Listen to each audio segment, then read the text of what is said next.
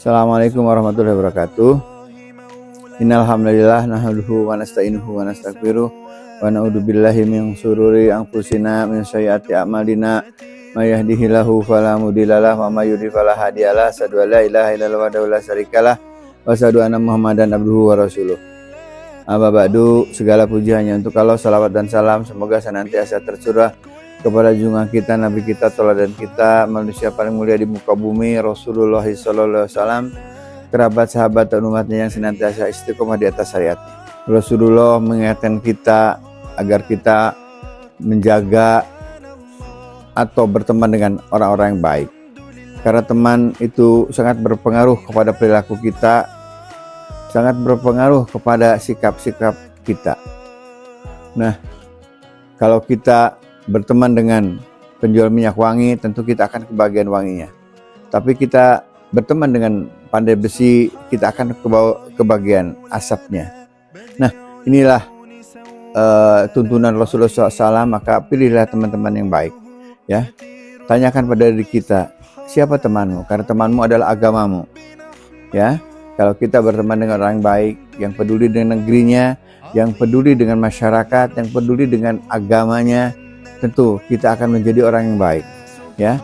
Karena negeri kita itu adalah negeri yang bertauhid, ya, sehingga Pancasila dengan Islam itu sejalan. Karena dalam sila ke-1 Pancasila adalah ketuhanan yang Maha Esa, dan kita ada tauhid, artinya kita harus mengesahkan Allah.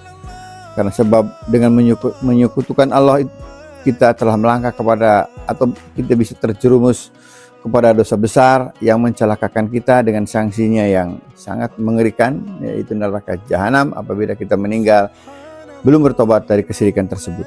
Nah, berbicara teman baik adalah teman yang peduli, ya, terhadap negaranya, peduli terhadap agamanya, peduli terhadap masyarakatnya, sehingga dia selalu memperjuangkan hak-hak rakyat di mana dia berada, dan selalu di atas kebaikan.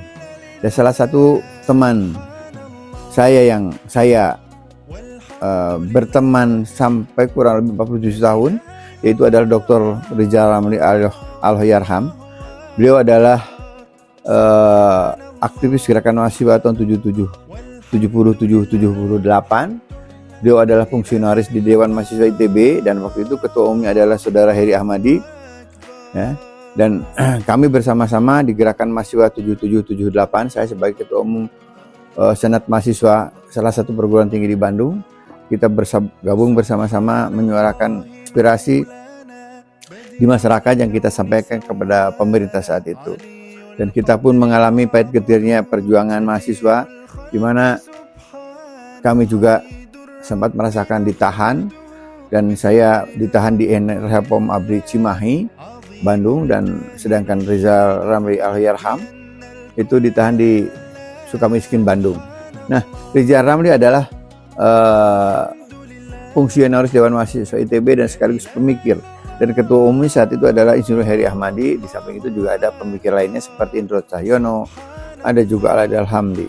Nah, aktivis-aktivis lainnya yang dari berbagai perguruan tinggi, antara lain dari UI Yogyakarta, Profesor Dr. Mahfud MD, Dr. Magdir Ismail, dari ITS adalah dari Surabaya, maksud saya, itu adalah Saudara Harun Al-Rasyid, dan dari IPB adalah Insinyur Indra Adil, Farid Pakih, Hatta Taliwang, ya. Di samping itu kalau dari Universitas Indonesia adalah ada Lukman Hakim dan Sukoco Suparto serta Musni Umar, ya, Musni Umar itu waktu itu, ya.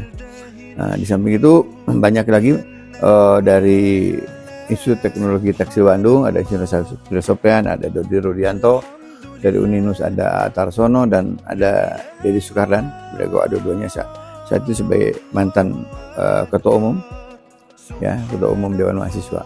Nah, dalam pasang surut atau suka duka sebagai aktivis mahasiswa, kami juga pernah sama-sama ditahan. Rizal Ramli waktu itu ditahan di Sukamiskin, Bandung, rumah tahanan bekas Presiden Soekarno zaman kemerdekaan, dan saya sendiri ditahan di Pom Abri Cimahi. ya. Jadi di samping tentu yang tadi saya sebutkan, banyak kali teman-teman aktivis yang hampir hari ini masih konsisten menyuarakan mengkritisi pemerintah dan menyuarakan aspirasi masyarakat yang berkembang. Nah, saya selama 47 tahun bersama Riza Ramli tentu banyak teladan yang kita bisa ambil dari perilakunya, dari kejujurannya, dari cara berpikirnya dan sebagainya, yang tentu sangat luar biasa. Kita tahulah ya bagaimana dia menghentikan reklamasi dan sebagainya, karena itu adalah awal-awal penjajahan untuk negeri ini, yang akhirnya toh dia sendiri yang dipecat oleh Jokowi waktu itu. Nah, saat ini pun saya punya sahabat ya yang sudah berteman selama 37 tahun, yaitu Dr. Muhammad Said Didu. Saya ingat betul itu pertemuan saya dengan Dr. Muhammad Said Didu itu adalah tahun 1988. Ya, jadi kalau hari ini saya sudah berteman dengan saudara Said Didu itu sekitar 37 tahun. Dan tentu saya kenal baik lah.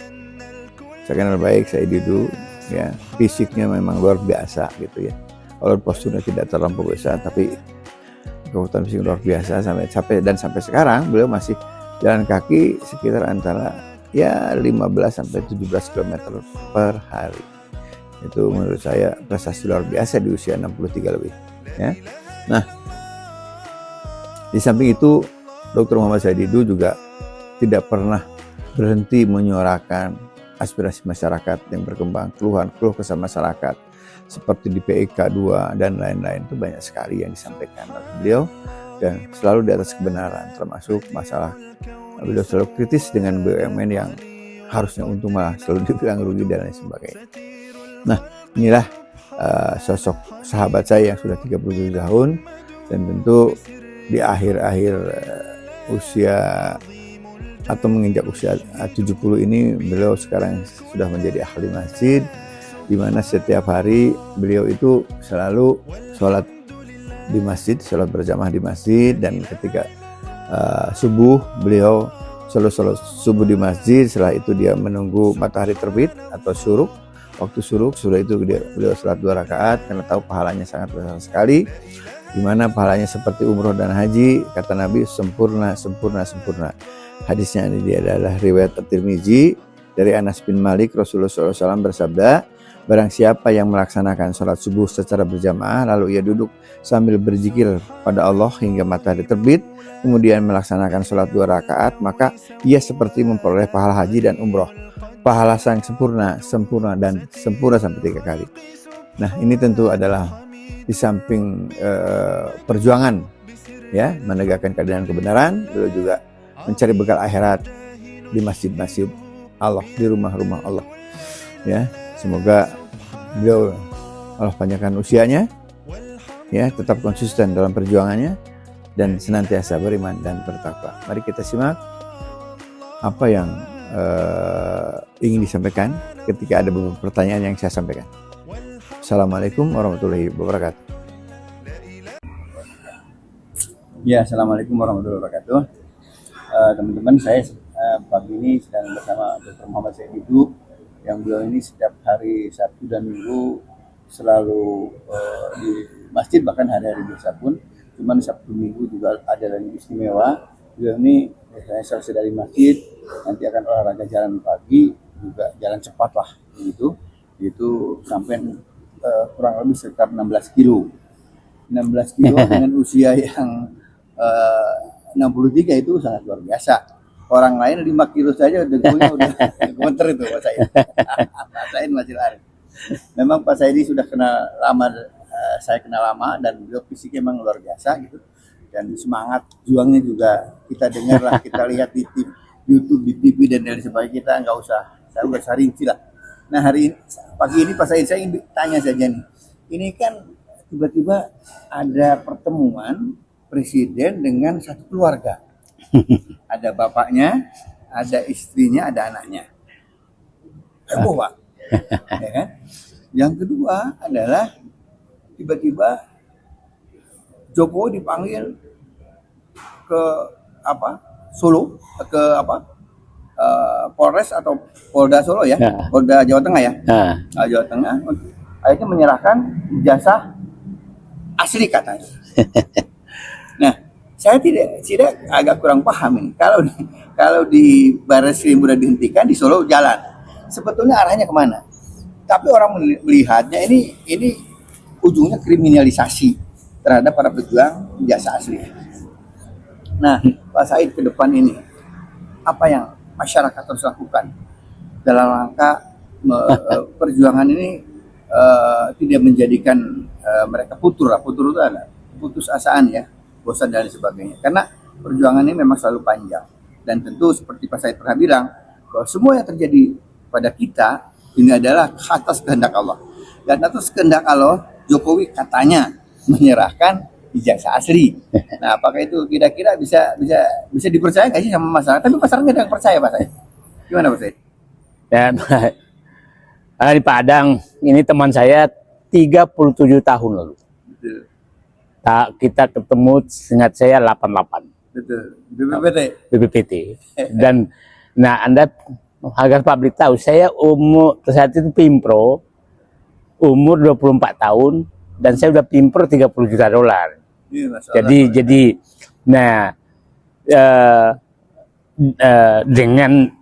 jadi maksud saya teman lama begini, agak menarik sebenarnya. Pak Prabowo harus menyadari bahwa oposisi terhadap Prabowo tuh bisa dikatakan tidak ada. Yang ada tuh oposisi terhadap Jokowi. Nah, kenapa oposisi terhadap Jokowi? Karena Jokowi jelas-jelas merusak negara ini. Sehingga hampir semua rakyat, kecuali yang memang penikmat bansos, penikmat janji-janji, penikmat kebohongan, yang pro Jokowi, atau yang dibayar oleh Jokowi, atau oligarki, itu kan yang mendukung Jokowi. Nah, itu terbukti setelah Pak Prabowo menghadap ke Raja Jawa di Solo tanggal 20 Juli 2025, itu masyarakat sekarang marah ke Prabowo. Ya, jadi ini harus disadari bahwa semakin Prabowo mengistimewakan Jokowi, rakyat semakin marah. Itu harus disadari. Dan Pak Prabowo juga harus sadari, mengistimewakan PSI yang suaranya tidak sampai 3%, itu artinya membuat sakit, anggaplah benar angkanya, 42% yang tidak memilih Prabowo. Jadi Prabowo, Anda memilih yang 2,5, tidak sampai 2%, yang isinya hanya pemaki, orang-orang tidak jelas, dan mengabaikan 48% yang saya katakan 48% ini pendukung Prabowo.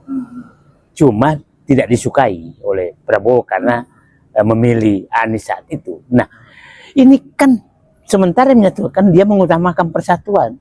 Tapi persatuan mana Anda menempatkan pendukung Anda yang Pak Prabowo yang selama ini? Saya ini pendukung Prabowo. Betul. Sangat pendukung. Tapi 2019 ya. Tapi karena dia memilih sama Jokowi, apa boleh buat gitu kan. Nah, jadi Pak Prabowo harus mulai bersadar sekarang. Rakyat sudah mulai marah ke Bapak. Baru mulai sejak Bapak seakan-akan menyembah tanda kutip ke Solo. Nah, itu harus dievaluasi oleh beliau. Tapi kalau Pak Prabowo memang sudah menyatakan, oke, terserah kalian, aku bersama Jokowi dan aku melindungi Jokowi, maka saya nggak tahu apa yang akan terjadi ke depan. Saya nggak tahu apa yang akan terjadi. Mungkin kan jadi dimusuhin rakyat juga Prabowo. Iya, ini kita beginilah. Jangan juga terlalu yakin bahwa bisa melakukan segalanya. Kurang kuat apa Bung Karno? Kurang kuat apa Pak Harto? Kurang kuat apa Gus Dur? Kurang kuat apa Habibie? Semua dijatuhkan tanda kutip. Semua jatuh.